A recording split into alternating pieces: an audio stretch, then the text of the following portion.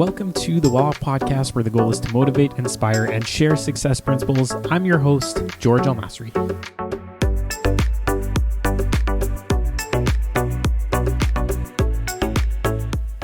Thanks for tuning in. I'm your host, George Masri, and you're listening to the Well Off Podcast, where today I interviewed Alex Powell, and we discussed finding deals in today's market and also the current market conditions.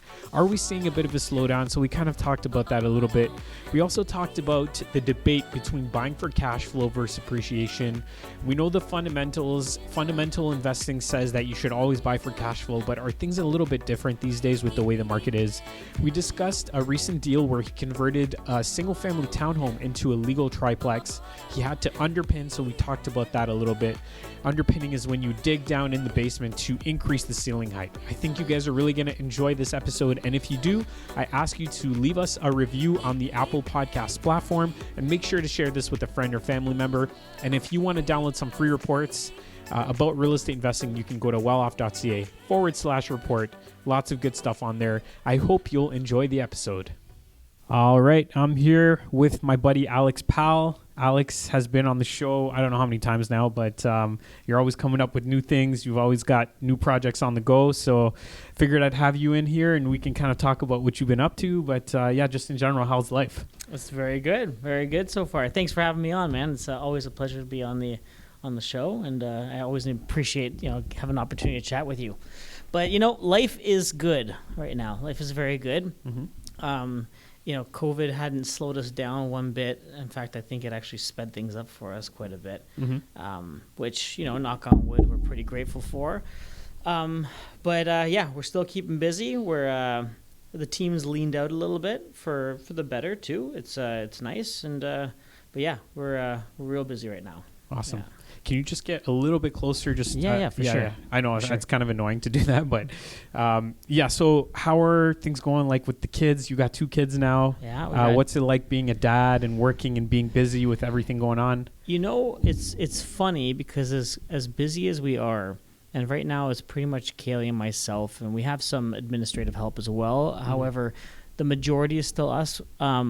We are still able to be home for dinner with the boys every night. Nice. Yeah. And that's something that's really important to us, to make sure that we have a family kind of routine down, especially with 2 little ones. But yeah, we got a little guy, he's turning 3 in July, and the other one just turned 1. Nice. He just turned 1 in December, so I guess a few months passed. But Nathaniel, who's the youngest, he just started walking, and we're just going through the potty training phase with James right now, which is just so much fun. Yeah. Sarcastically speaking.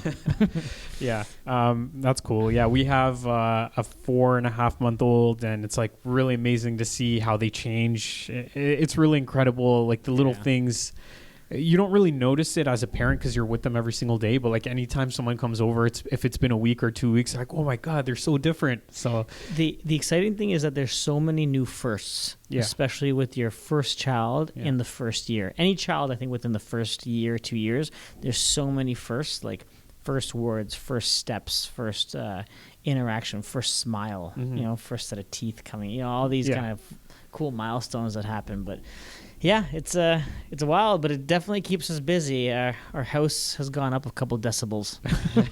For sure. For sure, yeah. And just out of curiosity, how are things with your office on Wentworth? Because I know a couple months ago I had talked to you about a property that came up for sale on Wentworth, and you were telling me that your office is there. How did you guys do with that? Because I'm assuming you bought it for a pretty decent price, and it must have just shot up. Yeah, that was a dynamite deal. Yeah, it's so first, the office on Wentworth is great. So if anybody's ever driving down Wentworth Street in Hamilton, we're right between Barton Street. Sorry, I get my B's mixed up. Barton Street and Burlington Street, right in between those two. We're close to this kind of park that's on the corner there, which is really nice. And they're redeveloping that whole area into like a kind of an office corridor type thing. Cool. So there's a really cool development that's taking place there now. They actually just put the street light on the corner, which is kind of cool to see it really being cleaned up, which is nice. But yeah, that office space was a knockout deal. The place was just falling apart. Mm-hmm. It was just absolutely disgusting on the inside. It just smelled like sewage, and It was leaning to one side, and so we ended up picking it up. And this was a few years back already, and it was not when this whole craze happened. So we got it before things really started going crazy. But we got it for $150,000. Nice. And so we ended up putting about 300 at the time into it, and we converted it. It already had a storefront, which we kept. Yeah. And we have a 2-bedroom upstairs and a 3-bedroom behind us. And so the 3 bedrooms right now rented at $18.95 plus hydro, and the 2-bedroom, which has kind of like a lofted ceiling, which is really nice, it's renting out for $16.95 plus hydro. Whoa, that's really good. Yeah, those are crazy rents for that area. For that area, it's wild. Yeah, but it's also like we have like security cameras, we have parking in the back. It's like it's high end stuff. Like we have quartz countertops on the inside of it, so it's really, really nice. So we have really great tenants there too, and I think that part of maybe the comfort level, because we've never had a problem renting it, is that we are the people that take care of it and also occupy one of the units in the front, right? So are you finding your own tenants, or are you working with a property manager? So we actually started our own property management company. Okay. Yeah, so this is a new thing. We haven't even started marketing it yet because, to be honest, word of mouth has just been crazy as it is. But it's called Solutions Property Management. Okay. Yeah, so we right now have 74 units under management. Nice. Mostly yours? Mostly ours, yeah. And we do have, I'd say right now we have maybe 6 or 7 clients. Okay. A lot of our properties are still under renovation, so those are going to be coming up too. But yeah, it's an exciting kind of different branch out. We're trying to be diverse while at the same time be realistic in kind of what expectations are, right? Yeah. Because we do our own contracting. We have a real estate team, which we're not overly active in, but we do still help like clients, friends, family, that kind of stuff, and obviously list properties for ourselves. But we also are actively acquiring joint ventures and still looking for good deals out there, which is very hard. I don't know how you're finding it. You know what? We actually. So I've had some success in the past by marketing to homeowners directly, and we've been able to pick up some deals that way. But we recently picked up a deal from another agent who posted on social media about this opportunity. It was 4 townhomes side by side with individual titles. And the owner, we managed to pick it up with a 73% VTB at 1%. That's amazing. 1% interest. That's fantastic. Yeah. So that was kind of a lucky deal. So how long is your VTB for? For a year. For 1 year. Yeah. So are you planning just to kind of burr it back to yourself and then rent it as a single family? Yep. Yeah. So there's actually a garage on one of the end unit townhomes, which I've had an architect look into. It could be converted into a garden suite. Nice. So that's going to be one thing. In the other end unit, it's possible to put in a basement, like a legal basement apartment. So you picked up all 4 of these? Yeah. Great. That's fantastic. Whereabouts? In Welland. Welland. Yeah. Good stuff, man. Yeah, so there's deals out there, but it took us a while to find a deal. Like it's not as easy anymore. On MLS, I find that whatever is there right now is kind of like people are passing up on them because they're overpriced or they're just in really rough shape. It's not worth it, or the rents are really low. I noticed there's been this cyclical kind of, with the market over the last few years, and you feel like a bit of a slowdown, then it hikes right up and a bit of a slowdown. Yeah. And every time those slowdowns happen, I notice that these properties that are like the bottom of the barrel grunge comes on the market and it's selling for the same price as the good stuff did a few months back. Yeah. And I think that people are just kind of capitalizing on this opportunity of it being a hot market and low inventory. And then on the inverse, you kind of get these people that are like spurred by the fact that these, properties that need a lot of work have sold at a certain price point, and now they've set this new bar, and then things automatically start to ramp up again. For sure. Even myself, when I'm buying properties, like I feel like every 2 years I have to just swallow hard and come to terms with the fact that I'm now buying $100,000 more than what I did. Yeah. And so that's why the name of the game is don't wait to buy real estate. You buy real estate and wait. So.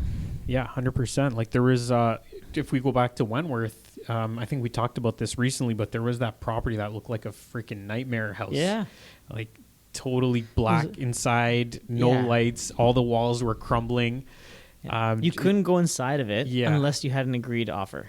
Yeah, So crazy. And so it's sold for 610, which is it's crazy. insane. Listed at 299. I was like, you know what? This like, I think we put an offer in the high threes. Yeah. And I wasn't willing to go anymore because I'm like, but people are nuts. Yeah. Like 610 for that. 610. Crazy. Like our place on Wentworth, which is brand new, like fully finished, last year appraised at 820. Yeah. So which is still great for Wentworth, no doubt. Yeah. But this property still needs like probably 350K Yeah. to get into something usable. And then as a 2-family dwelling unit, which is all it's going to be approved as, is it going to actually cash flow? Yeah. I don't know. But I guess like it sold when there was almost nothing available. So people were maybe just desperate. It's crazy. We'll see what happens with the market, but I'm starting to see a bit of a slowdown. Like it's March right now, and I'm feeling like there's a little bit more inventory, and it's just the market's slowing down just a little bit. Do you agree with that? Yeah, for sure. We just listed one. I mean, it's slow in terms of the amount of showings, but we still managed to knock this one property out of the park. We just listed a property for clients of ours, and I in my own mind, obviously, you know, always try and push as hard as you can, especially for clients if they want to get property listed and do a good job. But in my own mind, I was like, okay, this is probably going to land somewhere between 7.25, maybe if we're lucky, 750. And so we had agreed that we're going to list it at 699 on Craig Royston. So this is right by that that circle, the traffic circle, right in Hamilton, close to the Tim Hortons there off Main Street, by the LCBO there. And so this property, no basement, it's just a crawl space. And they did a really nice job finishing the inside. I'll give it to them. But it's 1-floor living. There's no dining room. It's a eating kitchen with a living room. And anyway, we got 3 offers in. So I was like, I don't know what's going to happen. One of the offers, 803. Wow. It's probably a lot higher than the other ones. Firm. And with a massive deposit. And these people are just not screwing around. Yeah. So it's... Yeah. No, and the other ones, cool. You're right. The other ones were like, one was 710 and the other one came in under asking. Yeah. Yeah. So that happens a lot. Happens a lot. That person overpaid, but they don't know any better. They just want like, oh, I need the house. I'm going to just pay for it. Yeah. In the summer, we actually sold a property on Fraser Avenue. We flipped it. And I remember when we listed it, we thought, because we did feel the market was slowing down. And typically in those moments, I'm very hesitant to price low. But anyway, Kaylee and I talked about it. We're like, okay, maybe we can still squeeze this one in. So we priced it at $499. We're hoping for $550-ish as an offer price. So anyway, we ended up getting an offer at $540. Best offer we had. We took it, but they had a finance condition. Yeah. So we're waiting, and of course the finance condition falls through. So we're like, oh crap. So we put it back on the market at $549.9. And in 2 days, we had 4 offers, and it sold for $565. Wow. Yeah. It doesn't make any sense. Things like that happen. Yeah. I don't know.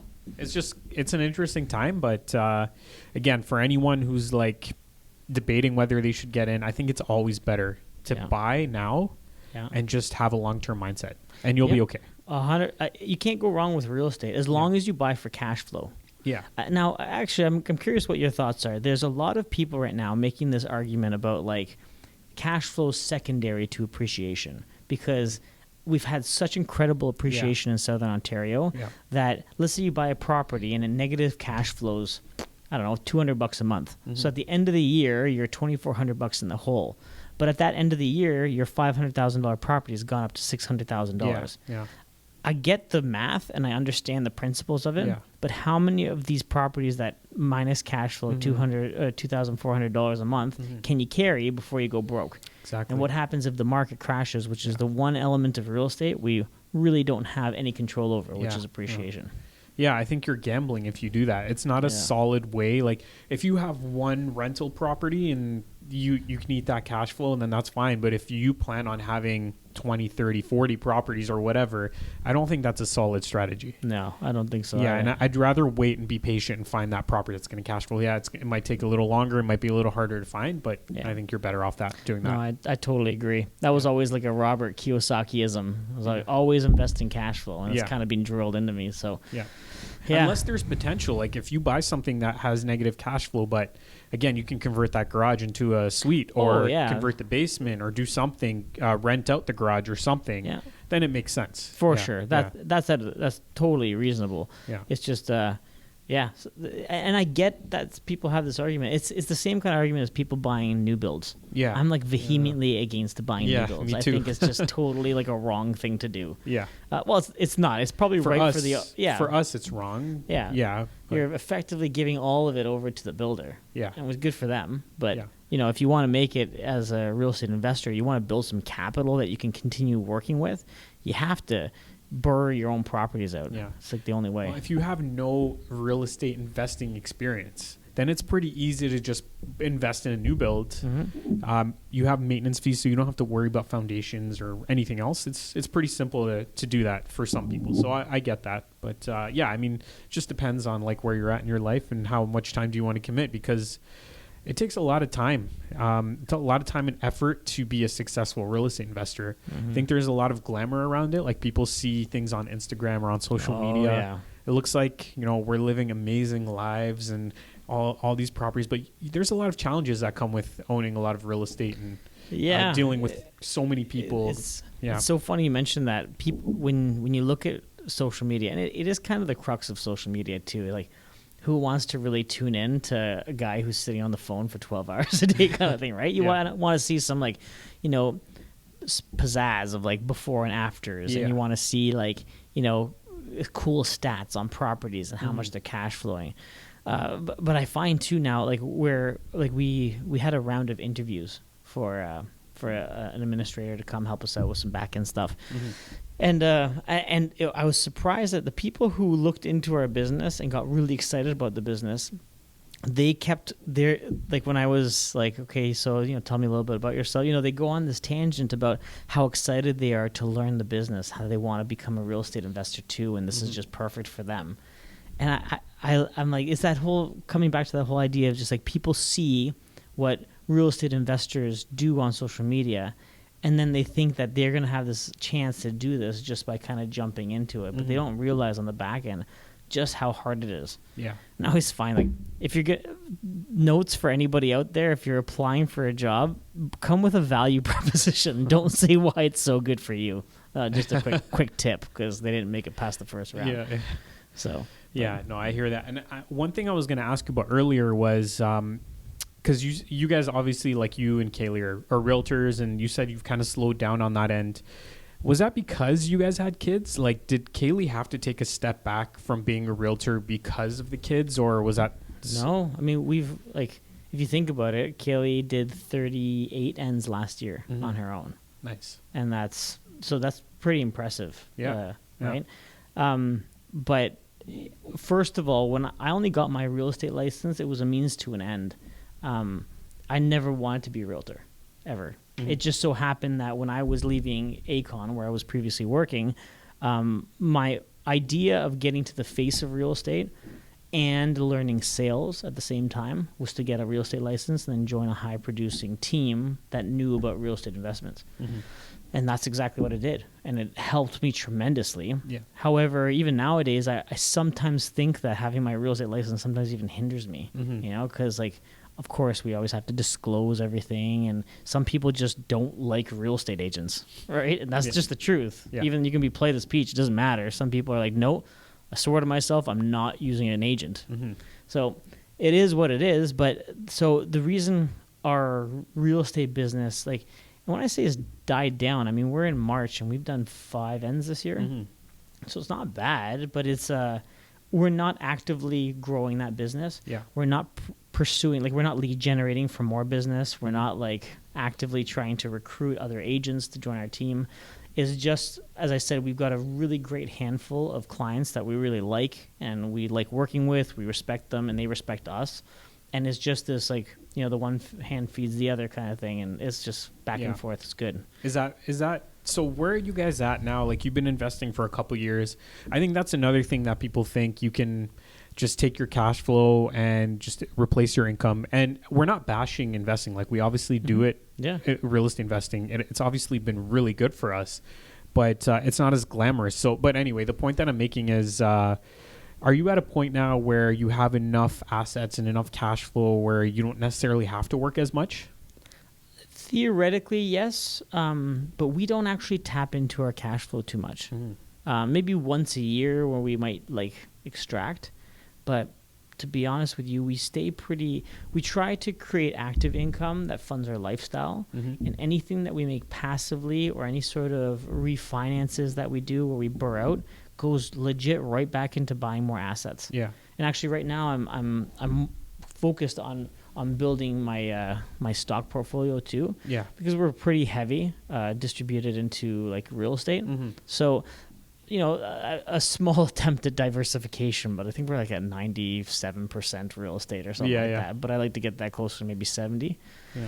But I think that if we really lived, decided to live kind of bare bones frugal life, we could likely just retire and we'd be just fine. Yeah.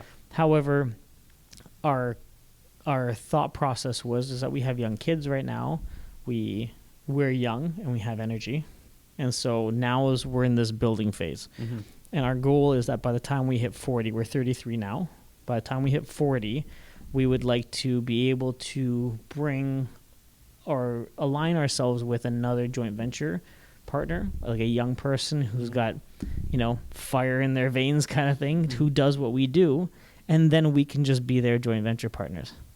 Because I look at how much money our joint venture partners make from us, and I'm like, holy smokes. Yeah. And none of them ever are like, well, we supply all the cash. How is it fair? All of them are like, when do we do 10 more of these? Yeah. Come on, find me the next deal. I'm ready. And that's the problem right now is we can't find deals. Yeah.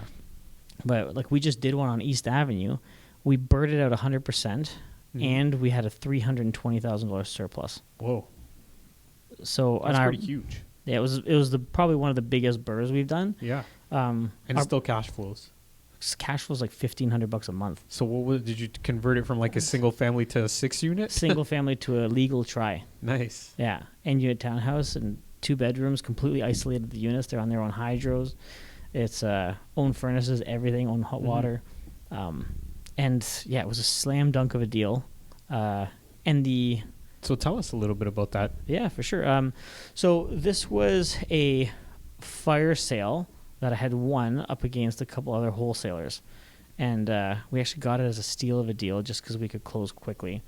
And they offered it to us for $150K and unit townhouse. $150,000. Recently you bought that? No, this was 2.5 years ago. Oh, okay. Yeah. So the basement was really small. Like I have to duck down in the basement, and I'm only about 5'6". But the place was completely outdated, knob and tube wiring. Like it was a grunge. We went through and did a full underpinning. Okay. So we got just over 8-foot ceilings in the basement, and then we completely, added new meters, new water inlet. Hydro meters or like everything? Hydro meters. No, we only have one water meter. One water meter, one gas meter. Yeah. Yeah. Okay. Yeah. So, and the property as it is, it's unique in the sense where it has these massive windows, like floor to ceiling windows, and that's really the draw for tenants. They walk in, it's like, wow, look at the size of these windows. And so we had put $350K into the renovation. It was a big reno, like literally everything top to bottom. We did it with permits, so we had to go through engineering department, not building department, because it's more than 2 units, which took forever. Yeah. And that was part of the drag is like we applied in, I think it was beginning of September of that year, and we didn't get permits until end of April the following year. Wow. Which at that, now looking back, I'm like, that wasn't even that bad. We have properties that are like longer, still in the permit process right now. It's so stupid. But anyway, so once we finished renovating this property, it appraised at $1.1 million. Okay, so you were in it for $500, $150 purchase, $350 renos. And we pulled out about $800 and refinanced it till $850. I forget exactly what the ARV was. That came out from the appraisal, but we ended up it was $320 was out, like clean. Yeah. After everything was all so that makes sense because it took 2.5 years. So the market appreciation, like we experienced, we experienced it, right? But yeah, so that was a really successful project. It's awesome that you were able to get the full money out, cash flow, and now you have a good solid property that you can hold on to for a while. Yeah, and us and our partners each split that $320. So we're in it for what, like $160,000 we got back each. Our partners have never seen the property. Yeah. Ever. I love that. I love when people trust you enough to like just here, take the money. You know what you're doing. Yeah. make it happen. It's crazy. Like, it's like, they're obviously very happy, and so are we. It's a great deal. Now, that's when I come back to the idea of, like, if I can find in the future somebody who can do that for us and I be the money partner, I would go borrow money privately. I would take on that risk to feed them more deals so they could convert them, and we could do it from Tahiti. Yeah. That's kind of my idea, because I still believe in real estate as an incredible asset class. I always will. It's just a matter of, like, doing the work and finding the opportunities and stuff. There's a lot that goes into it. Right? Not just that, but also managing contractors, like making sure they're happy, because you can easily piss off contractors. For if there's delays on the job, if there's a bunch of things that can happen where they're just not going to be happy with you, and you got to manage that relationship. You got to manage the partners that you have. So yeah, it's not that easy to do. But again, where would you be if you had never invested in real estate? Nowhere near where you are today, probably. Ever. Yeah. Never. Yeah. Like, nowhere near. Can you tell us a bit about the underpinning process? Because, like, we have some properties where we've considered underpinning, but I know it could be kind of challenging sometimes to do. If you go through a GC, it can cost a substantial amount. But I don't think you did that, right? I think you kind of pieced it together yourself. Yeah, so it's the first time. Funny enough, we did an underpinning job, and at the same time, we had two on the go. So we're like, okay, well, you know what? If we're going to do this, let's figure out how to do it, and let's try it on both these properties. And we had help from an engineer that, like, signs off on some of our structural stuff, and he kind of came and he walked us through the entire process. And when you look at it, it's so basic and so easy. Yeah. The challenge is that it's a tremendous amount of manpower. Yeah. And it's just laborious. So the process is that, imagine, let's just focus on, like, a simple rectangle. If you look at, like, a bird's eye view of a rectangle foundation, what you would do is you would inset, like, you go in, let's say, about 2 feet from that rectangle, and you would dig down to the level that you need to within that area. So you're almost leaving, like, a 2-foot bench. Yep. If that makes sense, right?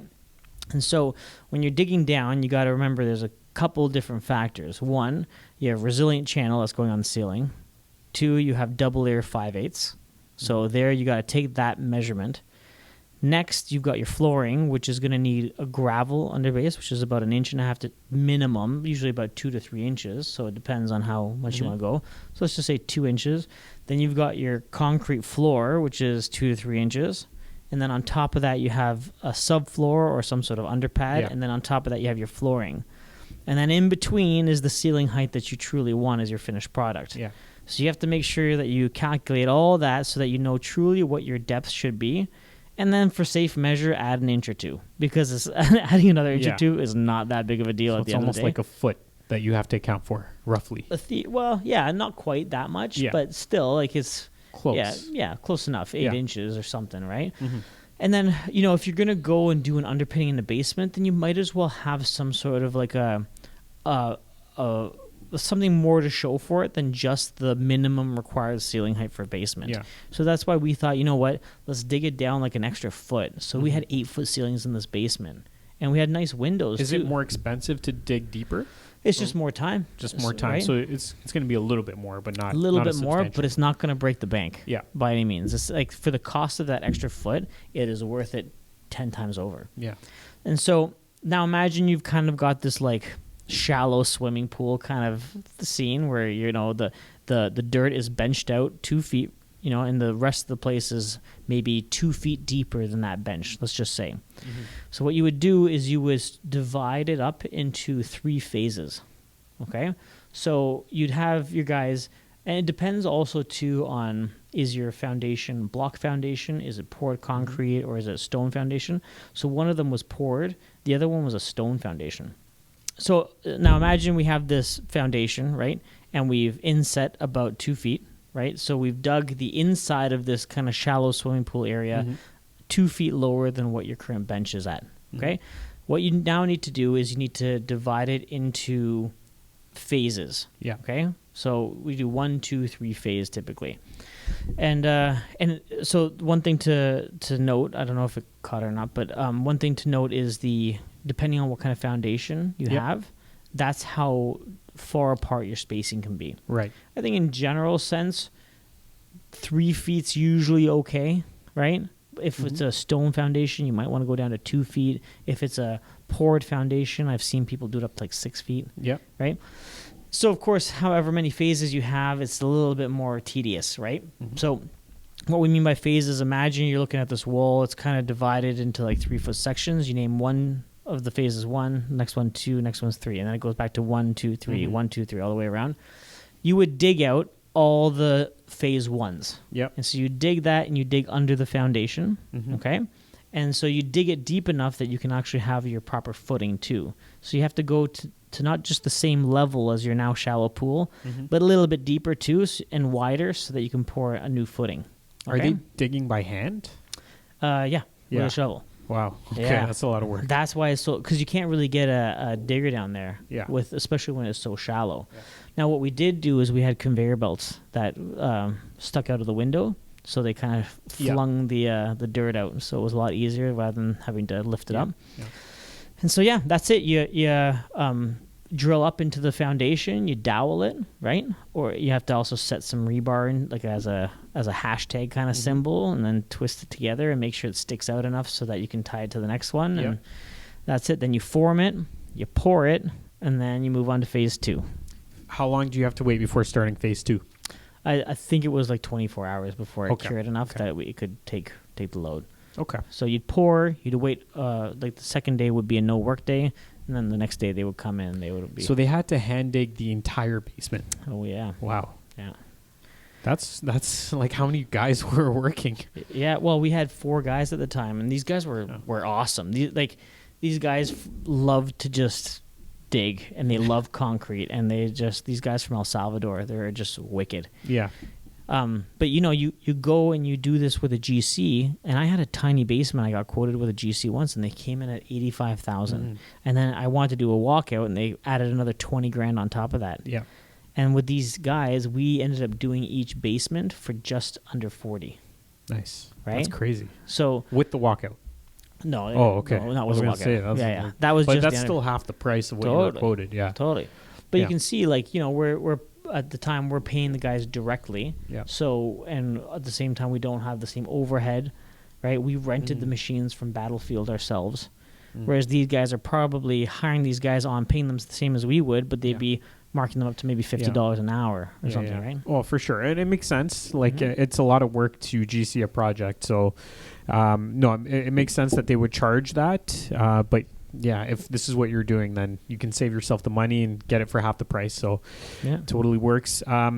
Maybe one last thing I want to ask you about, because I saw you post about this recently. But your Welland project, you had this like commercial / residential. We have passed building inspection and it is on the verge of being all rented. So nice. So tell us a little bit. I think you mentioned it last time you were here, but. If you want to kind of give us an idea of where you're at now. Yeah. So we bought this property in competition in like this was probably 2 years ago. No, 2 years ago now. Yeah. And so we bought it in competition with like 5 other offers, and we got it $15,000 under asking with a 1-month conditional period. It was on the market for a while though when you had bought it, from what I remember. No, it was they were holding back offers. Were they? Yeah, because I remember looking into that property. It was like dirt cheap too, and I was just wondering why is it not selling? Crazy. Well, there was 5 offers on it. Yeah, it was ridiculous. Yeah. And since then, I've had this one lady who calls me like once a quarter, and she ups what she's offering me to buy it off me. Yeah. By like $100,000 every time she calls back. Yeah. And I'm like, nope. Calls back. I'll give you $400,000. Nope. Calls back a couple of months later. All right. I'll give you $500,000. Nope. Yeah. Just as is. But anyway, so we bought this thing for $289,000. Once again, guys, on market in multiple offers. All I had to do was put an offer in, and they just accepted it. So it was a 2-story mixed-use commercial residential property. So it had a convenience store and a laundromat on the main floor. Those are the 2 commercials. And then upstairs was 2 3-unit residentials. And then the real beauty of the property was that there was a tiny house behind it. So it's a corner lot. The one property faced Helms, and the other property faces Regent in Welland. So we severed and sold that little property at the very back of it. So I think we added about 50 grand into renovating it. We ended up selling that little property by itself for $330 or something. Was like this that. recently that you sold it? Last year? Yeah. $330. So effectively, like, we had bought this property for negative $40,000 now, kind of thing, right? Yeah. And so now it was a big renovation, and the permits killed us on this property, just absolutely destroyed us. The underground plumbing, like the sewer connection was connected between the two properties, and because we're going through severance, we had to change that out. Yeah. We had one of the plumbing clay pipes like collapse, so we had to fix that. Yeah. We had to do a phase 1 and a phase 2 environmental because it was a laundromat, and people were I guess the city was concerned about it being a hazard. We had to go through a registration of site condition, which is a process where you are converting from one use to another use, and not to be confused with a rezoning. Registration site condition is when you have a property zoned a specific zoning, and within that zoning, they allow for single family, duplex dwelling, mixed use commercial, 3 units, 4 units. So whatever that is, if you're going from one use to another use, you have to go through registration of site condition. Yeah. So if I'm going from a duplex to a triplex, I don't need it because the usage is staying the same. Yeah. But if I'm going from a commercial to residential, then I have to go RSC, or vice versa. I have to do RSC. And that's just, you hire a company. And usually it's just like, I'd say maybe 2 months to do this, and then they send you back. But the Ministry of Environment in this particular case was just, and it was kind of like right when COVID was really at its peak too. So it was a real pain to try and get anybody to do anything. But that process was so painful. So painful. They like completely accepted everything that we did at the last minute. They're like, actually, no, we're actually going to need a phase 2 environmental. Okay. So, I had to go core, like soil samples, do all this kind of stuff there. Anyway, skipping to the end, we converted this mixed-use commercial building to a legal 5 residential. Nice. So we had 2 3-bedrooms upstairs, 2 bedrooms on the main floor, and then we actually, the back portion, there's like a jot out, that converted to a 1-bedroom. Cool. And the 1-bedrooms are really good, actually. I really like it. That thing must be worth like $1 million now, 1.1. Well, at a 4.5 cap rate, it's a 1.4 million. 1.4. Now, I don't know if Welland is really justifying a 4.5 cap. I know Hamilton's like 4.25. As a recent comp, there was a 5 unit that just sold not too far from us, completely outdated. Yeah. And the rents are like $670, $750 or something. Just sold for 1.19. Nice. Which one was that? I forget what street it is. I was literally just looking at it like a couple days ago, but I forget That's what awesome. But it's in Welland. Yeah. Yeah. Cool. So, yeah, because we have a 5-plex in Welland, so I'm just curious to know what it's going well, for. when it actually does appraise, because we have to go through a commercial appraisal. Yeah. It's not just a simple residential one, so there's a bit of a longer lead time to get those turned over. Because you're getting a commercial loan on it? Is that why? Well, anything above 4 units. RBC will do it. Yes, RBC will do it, but it's under a corporation too. RBC will still do it. Really? Yeah. Okay. RBC is one of our contenders, actually, so we're submitting it to them. Yeah, so. they'll do it for you. Okay. Yeah. But you got to qualify kind of like a residential property. They won't qualify you on a commercial basis. Yeah, which are our joint venture partners. They qualify, no problem. Yeah, but it's weird because we talked to RBC and their underwriters, and they're still making us go through a commercial appraisal. I don't know. Maybe your situation's a little different because of the conversion process and because it was a commercial building or something. But like, I don't know. I don't think so because now there's no sign of it being a commercial property whatsoever. Our 5-plex is under a corporation, and we have a residential mortgage through RBC. Well, yeah, I'm gonna tear down the roof. This is great. Maybe I don't know. Maybe the person you're working with isn't as familiar, like the RBC rep you have. I don't know. Well, we'll connect after this. Yeah, sure. Yeah, swap names. Yeah. So anyway, right now the way I'm running my numbers is that even after all said and done, we'll burr out like quite substantially, and we'll be cash flowing about $1,700 a month. Nice. That's beautiful. Yeah. I love that. I love how like the cash flow will build, and when you get a couple of these properties, like you'll really start to see a difference. But I think one thing to note is that it could take a little bit of a while to get to that point where you're cash flowing $1,700 a month. Like it might be a year, 2 years of you addressing issues in that building, just not having any cash flow at all. Mm-hmm. And then once it's all fixed and you get the good tenants in there, life's a little bit easier, right? Yeah, you can take your foot off the pedal a little bit. Now the property starts to work hard for you. You don't have to do so much of the hard work. Yeah. But yeah. So we actually just finished our 8plex too in Hamilton. Oh yeah, you were talking about that one last time. Yeah. So that one was a real pain. That we had so many break-ins. Yeah. And so much theft in that building over the last 2 years. Was that one on Main Street? On Cannon. Cannon in Ottawa. Yeah, okay. Right, where Ottawa's really gentrifying there in Hamilton. Yeah. That's kind of where it is. I think my partner and I kind of calculated that it was about $60,000 worth of stuff got stolen from there. Like you're talking about tools and stuff? Tools. Yeah. They stole a bunch of these propane heaters. They stole a bunch of welders at one point from our subcontractors. In broad daylight, somebody came in, like somebody had left the back door propped open, and somebody was working upstairs. Yeah. So it's not like the place was empty, but somebody came in and cut out the wires on the main floor. And they probably spent about 15 minutes just chip. But a lot of the wires for the second floor units were running on the floor joists of the first floor. What do you do with those wires if you steal them? You strip them, and the guy's probably got maybe $100 worth of copper, maybe. Yeah, but how do you sell it? Who's gonna buy this stuff? Oh, you take it to Hamilton Scrap. They'll take anything. They don't care where it's from. Oh yeah. Okay.